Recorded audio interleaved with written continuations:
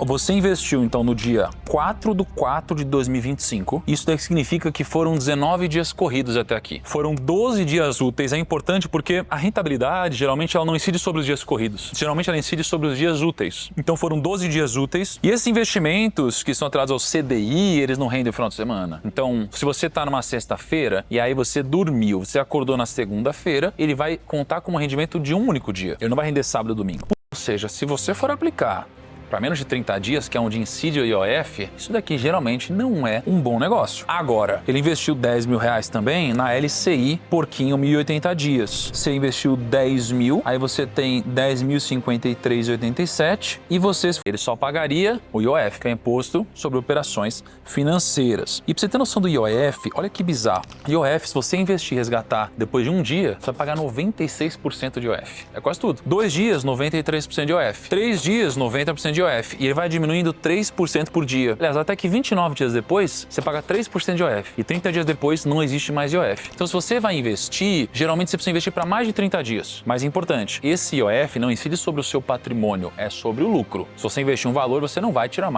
menos do que esse valor. E o imposto de renda, como que funciona? Se você resgatar o seu investimento antes de 6 meses, você vai pagar 22,5% sobre o lucro. Qual que é a diferença dos dois investimentos que o Bruno fez? Ele investiu no CDB do meu porquinho, ele investiu na LCI do porquinho 1080 dias. Então, se você for entrar no Inter para investir e se deparar com essas duas opções, você tem que entender que eles têm objetivos diferentes. E o investimento, ele serve para te ajudar a atingir algum objetivo. E aí, então, a tributação dos dois, um é imposto de renda regressivo, o outro é isento de imposto para pessoa física. A liquidez, isso é muito importante, porque o CDB do meu porquinho, você pode investir a qualquer momento. Mas a LCI, só 360 dias depois de investir. Então você vai ficar com 8% líquido. A LCI, ela já é líquida. Então uma LCI pagando menos rende mais com o CDB. E por isso que você precisa buscar um investimento isento de imposto de renda ou um investimento que paga imposto, mas que renda muito mais, tipo 12%, para justificar. A gente acabou descobrindo depois que, dependendo do horário que você investir, só vai começar a render no dia seguinte. Ele seria tipo D mais 1. Então, como eu investi, eu acho que 1 hora antes do Gui, e ele investiu 1 hora depois, acho que era 4:30 da tarde, alguma coisa assim, o dele só foi liquidado no dia seguinte.